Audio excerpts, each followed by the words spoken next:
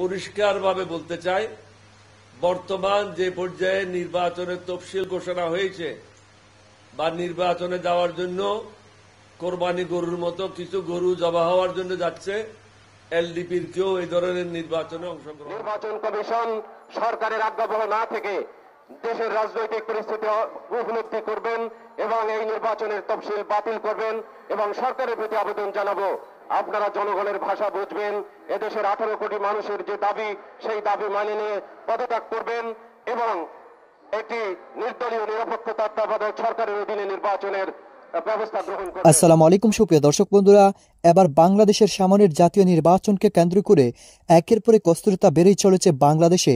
দর্শক বন্ধুরা, বাংলাদেশের নির্বাচনের জন্য তফসিল ঘোষণা করা হয়েছে, তবে সেই তফসিল ঘোষণার পর থেকে যেন একের পর এক আলোচনা এবং সমালোচনার জন্ম দিয়েছে দর্শক বন্ধুরা, এবং সেই সাথে সেই সকল বিষয়গুলোকে কেন্দ্র করে বিভিন্ন রাজনৈতিক দলগুলো একের পর এক অবরোধ করে যাচ্ছে।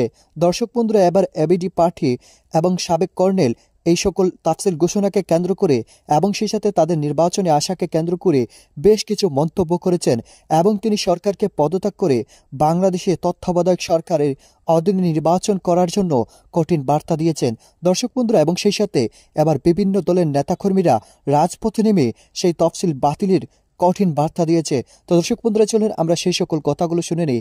অবশ্যই ধৈর্য সহকারে পুরো ভিডিওটি দেখবেন, তাহলে বুঝতে পারবেন এবার কর্নেলের কড়া বার্তা। প্রায় 5-6 দিক থেকে আমার সাথে যোগাযোগ হয়েছে। আমার উত্তর একটাই, বয়স হয়েছে, এখন সংসদ সদস্য হওয়ার কোনো খায়েশ রাখি না, মন্ত্রী হওয়ারও কোনো খায়েশ রাখি না। আমি কর্নেল অলি সর্বোচ্চ অবস্থানে ছিলাম, আমি 2-1টা ব্যাংকের মালিক হতে পারতাম, 2-4-10টা ইন্স্যুরেন্স কোম্পানির মালিক হতে পারতাম, আমি কুইক রেন্টাল প্ল্যানের মালিক হতে পারতাম। কিন্তু আল্লাহর কাছে সবসময় প্রার্থনা করি, আল্লাহ তোমাকে চাই, তোমাকে পাইলে রিজিকও পাবো, তোমাকে না পাইলে কুত্তার খাওয়া পাবো, ওই কুত্তার খাওয়া চাই না।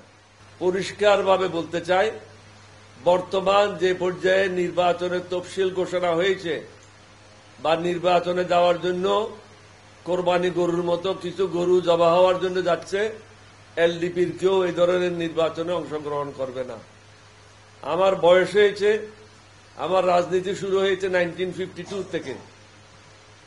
আমি ভাষা আন্দোলনের মাধ্যমে রাজনীতি শুরু করি। বঙ্গবন্ধু থাকাকালীন 3.5 বছর প্রেসিডেন্ট জিয়ার সাথে রাষ্ট্র পরিচালনা করেছি, 3 বার মন্ত্রী ছিলাম, 6 বার এমপি ছিলাম। এখন লোভ করাটা হবে এটা পাপ। এখন যদি জনগণের জন্য কিছু কাজ করে যেতে পারি, সেটাই হবে আল্লাহর কাছে গ্রহণযোগ্য। আপনাদের সবাইকে বলবো, সবার মুখে যেন একটাই কথা থাকে, এই ধরনের পাতানো নির্বাচনে, বাগাবাগির নির্বাচনে, লোভ লালসার নির্বাচনে, কিছু পাওয়ার আশার নির্বাচনে আমরা অংশগ্রহণ করব না। অটোমেটিক বিকাশ করতে সেট করুন অটোপে। বিকাশ থাকলে আর কি লাগে। জনগণের ভোটাধিকার ফিরে আসলে, ন্যায় বিচার ফিরে আসলে, নির্যাতন নিপীড়ন ফিরে আসলে, আমাদের যারা সহকর্মীরা জেলে আছে, আমাদের বন্ধু বান্ধবরা যারা জেলে আছে, তাদের রিলিজ হওয়ার পরেই আমরা রাজনীতির ব্যাপারে চিন্তা ভাবনা করব, নির্বাচনের ব্যাপারে চিন্তা ভাবনা করব। আপাতত এই ব্যাপারে আমাদের কোনো চিন্তা ভাবনা নাই এবং আমাদের দাবি অত্যন্ত স্পষ্ট এবং একটাই দাবি, সেটা হলো তত্ত্বাবধায়ক সরকার। তত্ত্বাবধায়ক সরকার ছাড়া আমাদের দল এলডিপি নির্বাচনে অংশগ্রহণ করবে না ইনশাআল্লাহ। অনেকে বিভিন্ন ধরনের রিউমার চালায় যে কর্নেল বলি চলে যাচ্ছে। আমি এদেরকে মানুষের বাচ্চা বলবো না, আমি এদেরকে বলবো জানোয়ারের বাচ্চা।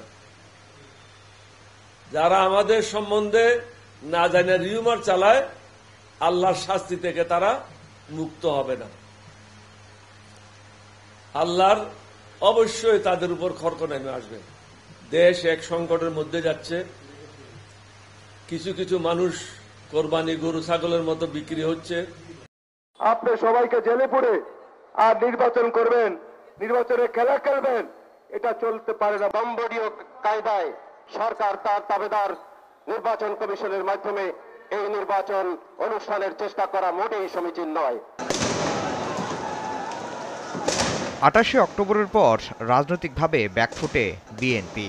দলের মহাসচিব সহ শীর্ষ 20 নেতা কারাগারে, আত্মগোপনে জেলের বাইরে থাকা নেতারা। এ সময়ে হরতাল অবরোধের কর্মসূচিতেই আটকে আছে দলটি। রাজপথে সক্রিয় অবস্থান তৈরি করতে পারেনি তারা।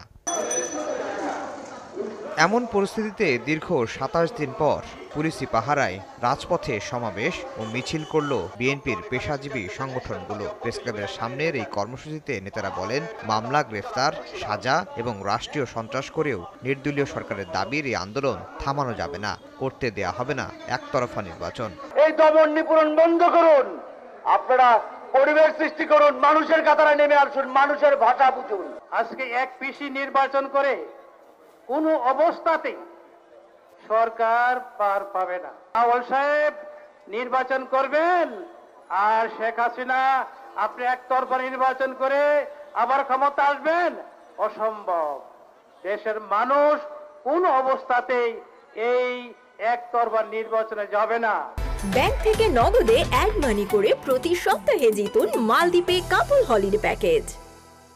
সুষ্ঠু, অবাধ এবং নির্বাচনের জন্য এই তফসিল বাতিল করতে হবে এবং তত্ত্বাবধায়ক সরকারের অধীনে, নির্দলীয় নিরপেক্ষ সরকারের অধীনে নির্বাচন হতে হবে, যেখানে জনগণ তাদের ভোটের অধিকার প্রতিষ্ঠা করবে। যারা স্বপ্ন দেখছেন যে একটি তথাকথিত বাকশালী কায়দায় একটি নির্বাচন করে আবার তারা ক্ষমতায় থাকবেন, আমি বলতে চাই, এখনো বলতে চাই, আপনাদের স্বপ্ন পূরণ হবে না। নির্বাচন কমিশন সরকারের আজ্ঞাবহ না থেকে দেশের রাজনৈতিক পরিস্থিতি উপলব্ধি করবেন এবং এই নির্বাচনের তফসিল বাতিল করবেন এবং সরকারের প্রতি আবেদন জানাবো, আপনারা জনগণের ভাষা বুঝবেন, এদেশের 18 কোটি মানুষের যে দাবি, সেই দাবি মানে নিয়ে পদত্যাগ করবেন এবং একটি নির্দলীয় নিরপেক্ষ তত্ত্বাবধায়ক সরকারের অধীনে নির্বাচনের ব্যবস্থা গ্রহণ করবেন। কম্বোডীয় কায়দায় সরকার তার দাবিদার নির্বাচন কমিশনের মাধ্যমে এই নির্বাচন অনুষ্ঠানের চেষ্টা করা মোটেই সমীচীন নয়। রাজবন্দীদের মুক্তি, পেশাজীবীদের মুক্তি দিয়ে গ্রহণযোগ্য অংশগ্রহণমূলক নির্বাচনের অনুষ্ঠানের আয়োজন করা, এক্ষেত্রে আমরা দাবি করতে পারি তত্ত্বাবধায়ক সরকার প্রতিষ্ঠা, না হলে জাতিসংঘের তত্ত্বাবধানে দেশে নির্বাচন অনুষ্ঠান করার। বিএনপির মহাসচিব সহ শীর্ষ নেতাদের মুক্তি দিয়ে উন্মুক্ত আলোচনার মাধ্যমে রাজনৈতিক সংকট সমাধানের দাবি জানান সম্মিলিত পেশাজীবী পরিষদের নেতারা। ব্যাংক থেকে নগদে অ্যাড মানি করে প্রতি সপ্তাহে জিতুন মালদ্বীপে কাপল হলিডে প্যাকেজ। যেভাবে আজকে খইমুড়ির মতো আজকে মানুষকে সাজা দেওয়া হচ্ছে, সেই ধরনের ফরমাইশি সাজা বন্ধের দাবি জানাচ্ছি। আমাদের ভোটার কার্ড ফিরে না দিলে পেশাজীবীরা রাজপথ ছেড়ে যাবে না, প্রয়োজনে বুলেটের বুকে শট করে দিয়ে ভোট পেতে দিতে আমরা প্রস্তুত আছি। আপনি সবাইকে জেলে পুরে। তো দর্শক বন্ধুরা, আপনারা হয়তো এই পুরো ভিডিওটি দেখে এবং এই সকল কথাবার্তাগুলো শুনে অবশ্যই বুঝতে পেরেছেন, অবশেষে বাংলাদেশের রাজনীতিকে কেন্দ্র করে একের পর এক অস্থিরতা কমছেই না এবং সেই সাথে বিভিন্ন দলের নেতাকর্মীরা একের পর এক কঠিন বার্তা দিয়ে যাচ্ছে। দর্শক বন্ধুরা, এই কর্নেলের এই সকল কথাগুলো শুনে এবং সেই সাথে বাংলাদেশের রাজনীতির এই সকল বিষয়গুলো জেনে আসলে কি মনে হচ্ছে বাংলাদেশের রাজনীতি কোথায় যাচ্ছে দর্শক বন্ধুরা, এবং সেই সাথে এই অস্থিরতা কখন যে শেষ হবে সেটা বলা মুশকিল। তো দর্শক বন্ধুরা, আপনারা এই পুরো ভিডিওটি দেখে এবং এই সকল কথাবার্তাগুলো শুনে আপনাদের কাছে কি মনে হচ্ছে? তাহলে কি শেষ পর্যন্ত তত্ত্বাবধায়ক সরকারের অধীনে নির্বাচনের কোনো সুযোগ আছে? তো দর্শক বন্ধুরা, আপনারা এই বিষয়ে মতামত অবশ্যই কমেন্ট বক্সে জানিয়ে দিবেন। তো দর্শক বন্ধুরা, ভালো থাকুন, সুস্থ থাকুন, আল্লাহ হাফিজ, আসসালামু আলাইকুম।